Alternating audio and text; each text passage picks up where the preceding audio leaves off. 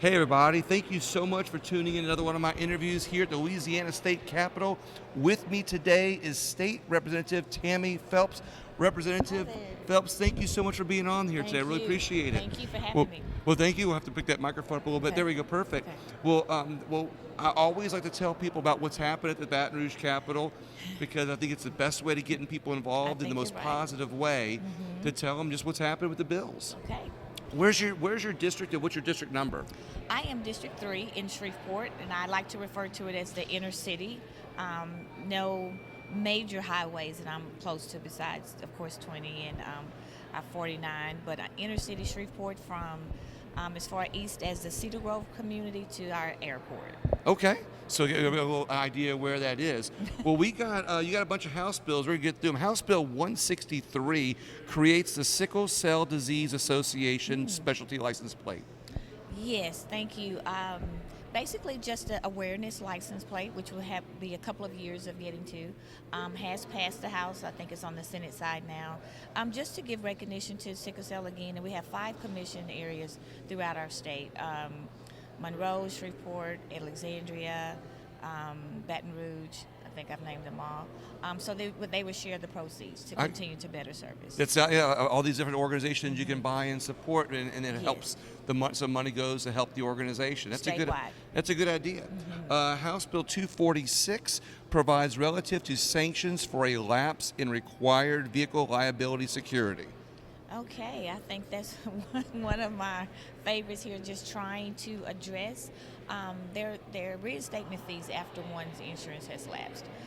We've had several calls to all of our offices here, so that was just an attempt when a constituent, the first time they've had a violation, that fee will be waived. Okay.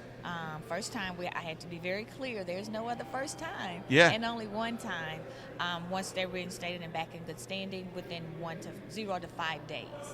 Okay. And then next time, hopefully that will not happen, but it will continue to go up the chain after a second time. And while I understand the reason to have the penalties is to help keep people insured in Louisiana, you know, this bill, it sounds to me like it takes care of those people who might have moved and maybe didn't get the notice right away. Maybe they were at a time in their life, they were sick or whatever, and the notice slipped by.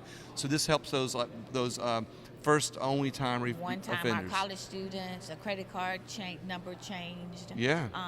Just there was a mention of with our hurricanes, one that's in the disastrous at that time, not remembering to get that done. I appreciate the good nature of that one. Thank you. House Bill 432 provides relative to progress reports of juveniles.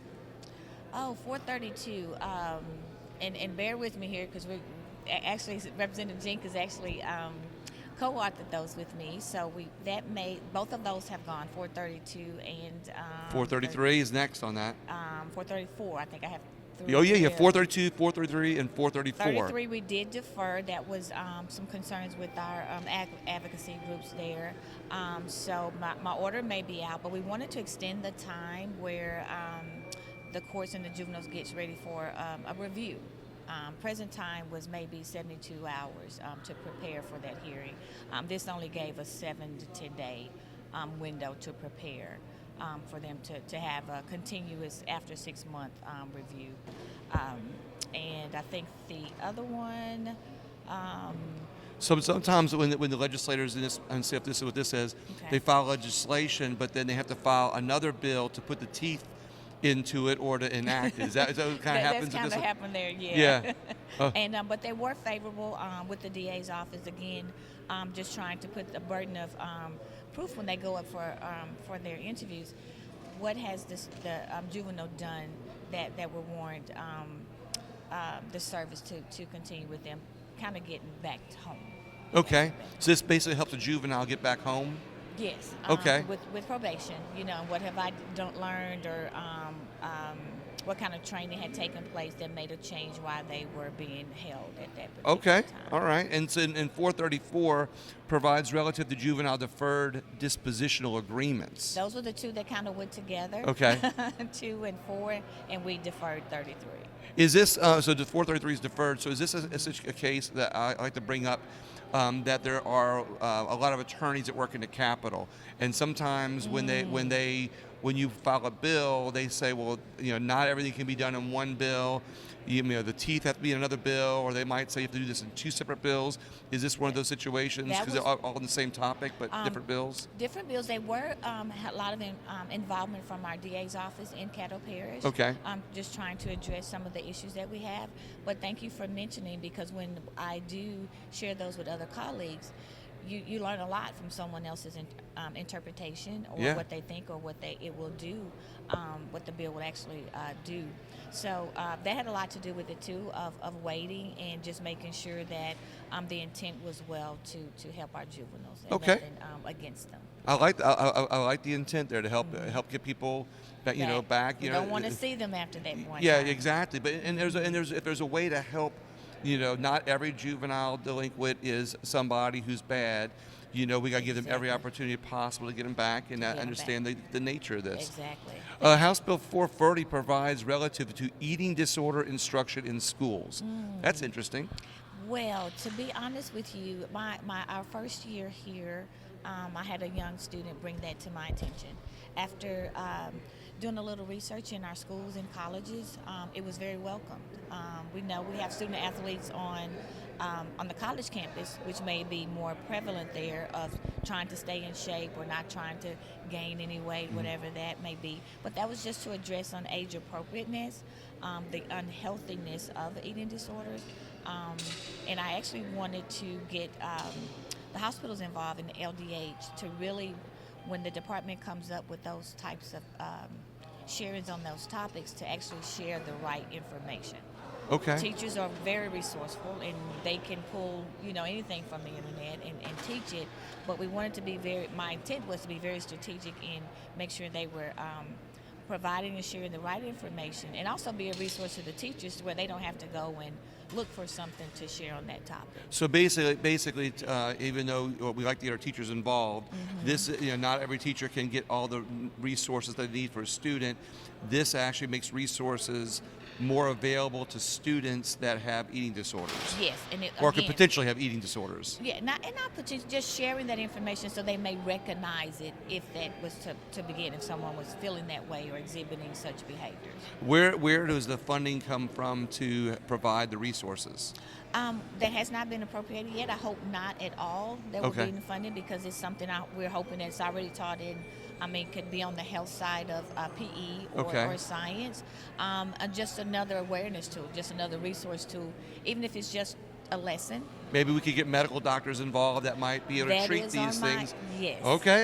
That's on my radar there. Ochsner has been on my mind, because I've seen that during our eating disorder week, that they were very making awareness throughout the I'm state. glad that you're making the connection to not only have legislation, but to find ways to connect our community, with those resources. Yes. A good idea there.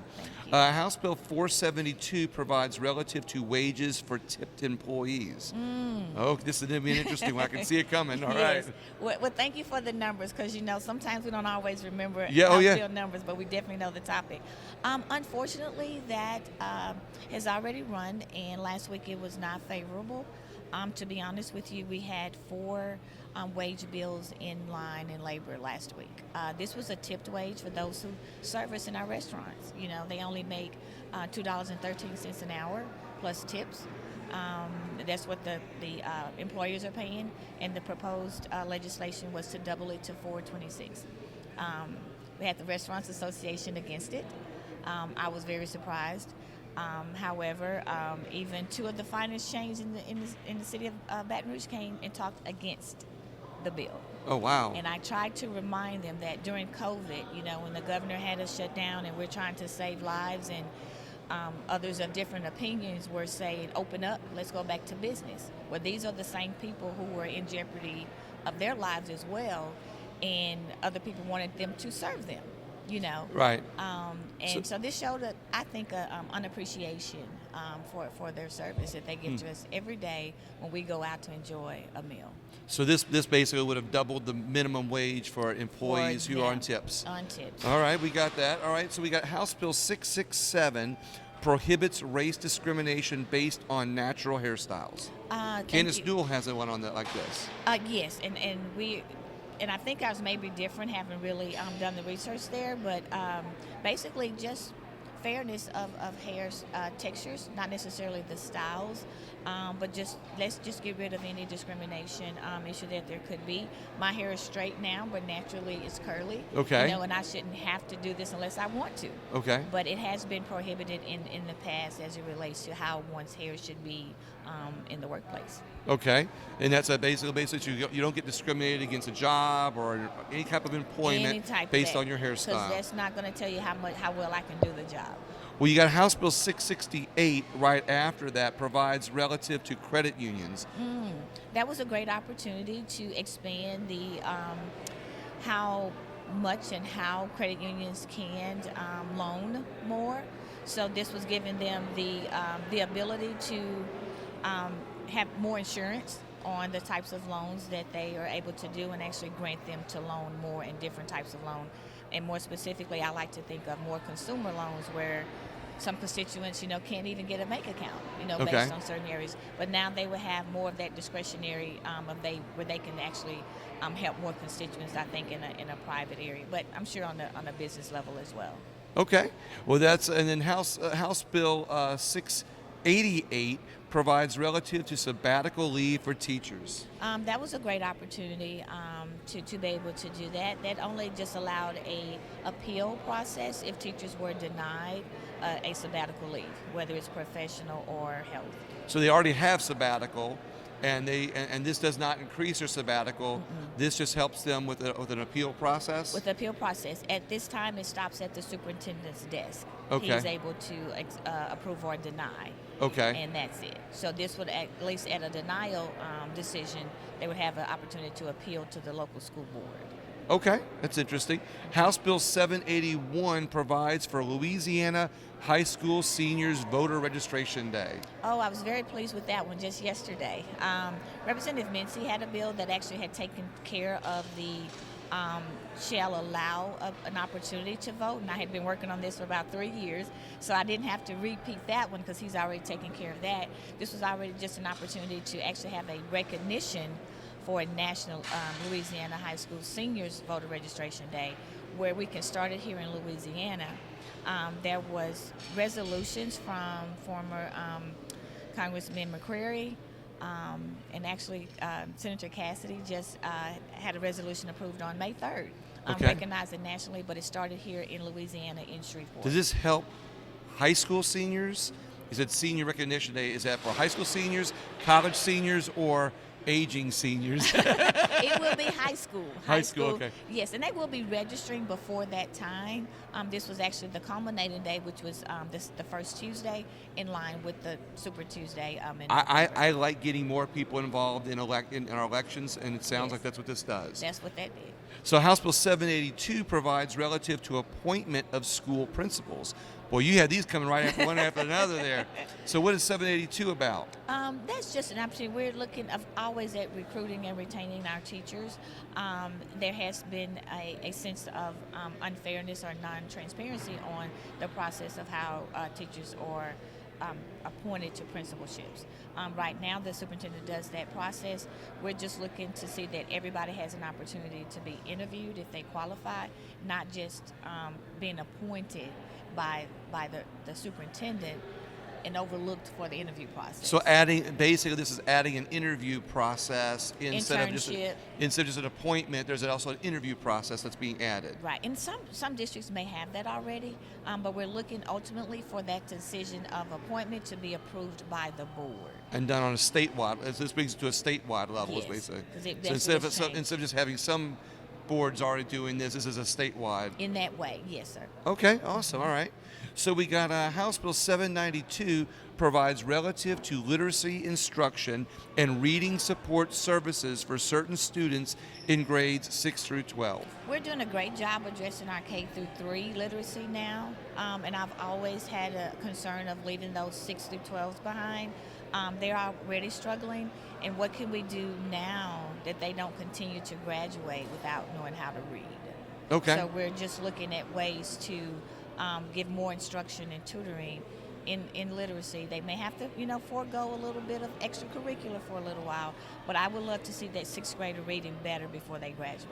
So this helps with our literacy problem in Louisiana. Oh, yes, sir. Okay, all right. Yeah, I know everybody keeps focusing on early childhood, Yes. which is important, but this kind of picks up from where early childhood ends and go on. Right, and where it's left off because, they're going back to get that early childhood. But Okay. what about the ones that are 6th grade now? Okay. And in that bubble now. So I was hoping to look at it as we continue to transition these 6th graders to 12th grade. Then we'll get that new batch of these K through 3, and hopefully we can address our literacy problem better. Okay, kind of like gap insurance. Yes, Yeah. I like that. I definitely like that. We have that early childhood, Right. we have college, but we had something in the middle. What and this, about there? This is that gap Yeah, insurance. and have that workforce that businesses are looking for. All right, House Bill 949 provides relative to illegal possession of a handgun by a juvenile. That was a great concern. Right now, on his person, if they're driving a car or in a car, it's not in their hands, it's just in their car. They cannot be questioned or arrested for that. And obviously, you're always innocent until proven guilty, and it could be their father's firearm. But we did decide to table that as well. There was great concern of amendments and how we look at that. We don't want to make it anyone that's targeted. We didn't want them having a negative effect. All so right. we will continue to study how to address when that juvenile's in possession of a firearm, period. When Okay. They should not be. So that was going to basically, for someone that's underage but has a firearm in their car, they wouldn't be able to be arrested for having a firearm in their car even though they're underage.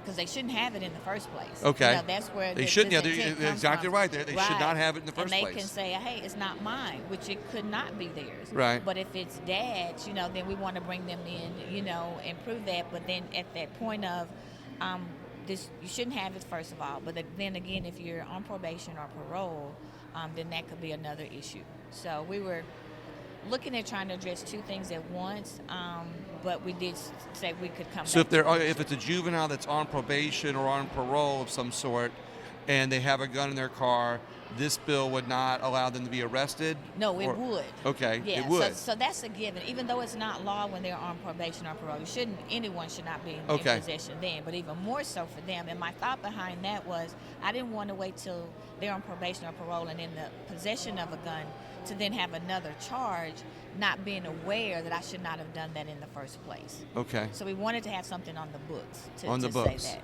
Okay, I understand that now. House Bill 968 establishes a state sickle cell disease registry. That again, having to deal with sickle cell, that registry is just getting the number in Louisiana, how many sickle cell patients are we servicing through those 5 communities. Just knowing if they move from Shreveport to Baton Rouge, how easy access can they have with their records already being available, and we can actually report those numbers on a national level to continue to be a part of research and a cure. So this basically helps register people that have sickle cell anemia on, a bigger level, so that way if we're recording it and tracking it, then there's Right. more opportunity for people that have that disease to be able to be helped. But Research if and we have cure. low numbers, we might not get funding for it because nobody knows that we have that many. So this Exactly. basically says, hey, we have numbers here, we need help. We need help, and at this time we're receiving no federal help, so we're hoping. Oh, we're not? We're not. So this will help bring help for sickle cell patients to Louisiana. No, we're here. Yeah. Those 5 agencies are serving them from these areas. No, but this will help get more funding. Oh, then. yes, because we'll be Yeah. able to report it. Absolutely. Exactly. About health and getting people Exactly. help. I understand that one. We got House Bill 972 establishes an amnesty program for fines, fees, and assessments imposed by state agencies. We've narrowed that down to OMV. They have the largest outstanding balance on fees. At this time, they are the most that the Department of Revenue collects for when it's the Office of Debt Recovery.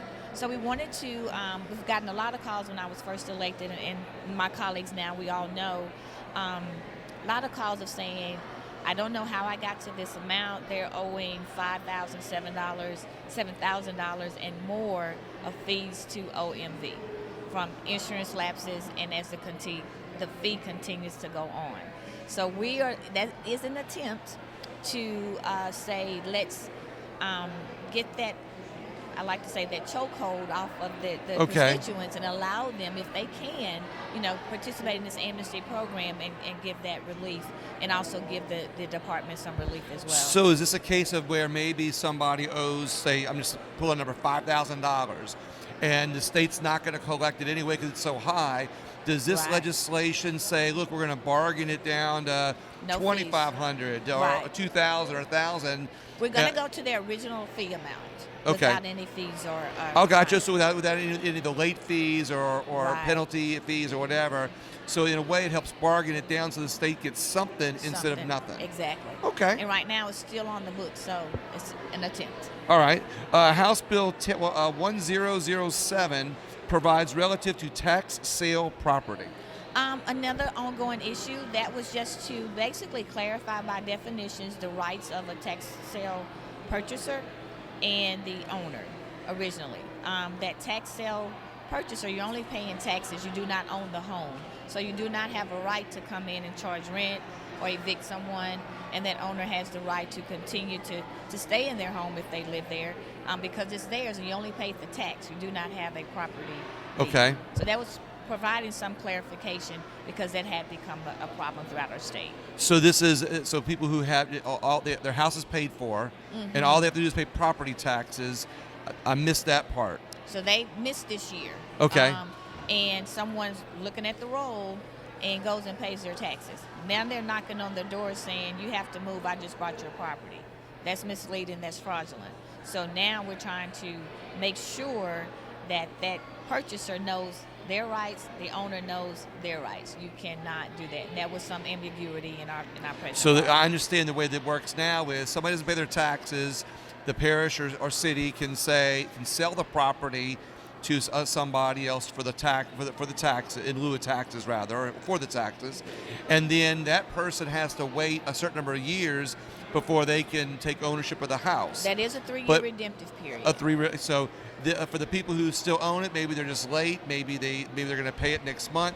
This legislation makes it to where the person who paid the taxes in the interim can't take possession of the house or charge them rent? Can't do any of that because present law actually says that you cannot take possession for 3 years, and thank you for reminding me of that. In case in point, there was an elderly in a rehab. Her daughter was out of state. Daughter did not know it was tax paying time. When they get home, her mother, things were on the street. The tax sale purchaser had come and taken possession of that within that time. And before the redemptive period? Oh, it was way before the redemptive. Now, are there actually people charging that buy those tax sales? Are they actually charging people rent? And that's not legal. It's not legal, and they're acting as if they purchased it.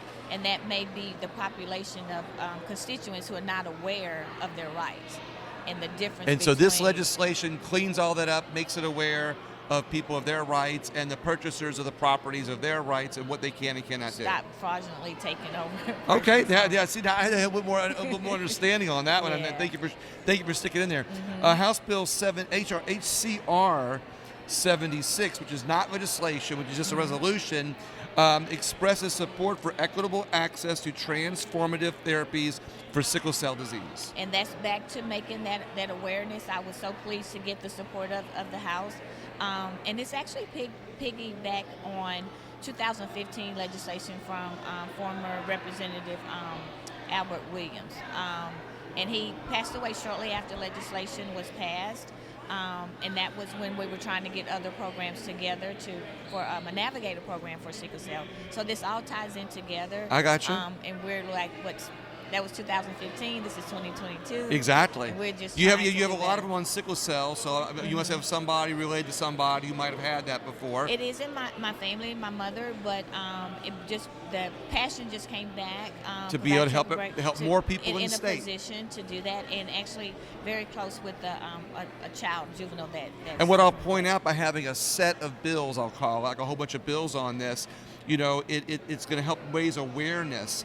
Even if somebody doesn't like the legislation, your legislation is helping raise awareness, Yes, sir. which ends up being a positive thing all around to hope help so. people in our state. Exactly. And Okay. we have several other commissions, even when it comes to our deaf students. This is sickle cell is just another. I think we have 5 or 7 within the government body. So again, we all want to be active and play our parts. Okay, that's good helping people. House Resolution 11 commends Paris LaCour on her entrepreneurship. Oh, that was an awesome opportunity to do. She's an 8th grader who Okay. actually, what I understand, accepted or applied for a grant for on her tennis shoes, and so as a designer, I think that's what it was. And Okay. I didn't know it. The constituents called my office, but it was such a pleasure. She won, and now she has an opportunity to. She has 3 styles of tennis shoes: leather tennis shoes, Italian leather. Yeah. And they're online right now, and hopefully we can continue that and it can help her grow. But it was an opportunity to have her visit the Capitol and meet the governor. I like these types of resolutions because they help people feel like they're involved in the process, yes. recognizes people in a positive way. It's a positive way to Right. not only help our young people, but help get more involved, but also Indeed. help our community, in a way, and especially recognizing good. entrepreneurship. Exactly. We Yeah. need more of that in our state. And was she 5th grade? I'm saying 8th grade. Like it's 5th grade. Okay. Hey, and again, I didn't know her, but I appreciate the constituents informing me about her through contact at home. Well, I'm glad you're recognizing her. In your last bill, H.R. 68, this is a long one, Okay. commends the AmeriCorps Seniors Southern University at Shreveport Foster Grandparent Volunteer Program and recognizes May 5th, 2022. I think that's today. That's today as AmeriCorps Senior Foster Grandparent Volunteer Day at the state capitol. They have been doing this program for a number of years, and this was the highlight of the day. So they do have a program. I'm not there. My assistant would be there sharing with them, and I was just again pleased to bring the recognition. Well, I guess it was one of those recognition things that helps people get involved in our state or feel Right. connected anyway. Well, Representative you. Phelps, is there anything else that you want to share with anybody that? No, I just want to thank you for giving me a recap of my bills here, and the process here goes so fast. We're just trying to get them heard and bring it before the body for their approval. Well, this will But I be on appreciate it. it'll be on video, of course, as we're filming now. But I have it on Facebook, YouTube, Rumble. Okay. I take the audio off of it. I make it into a podcast. So if somebody can't watch it, they can listen on their way home Okay. and learn about your bills, and we'll share it on your Facebook page. And I would like everybody to like and share and subscribe all the interviews to be able to get people more involved at the Capitol. Well, I appreciate you so much, and just people like you that we can't be here without you for trying to inform the rest of the public as well. So I appreciate it. that. Representative Thank you so Phelps, much. thank you so much. Thank you. Everybody else, please, if you want to get involved in the Capitol, come on up here. There's a lot of things going on. Thank you all so much. Thank you.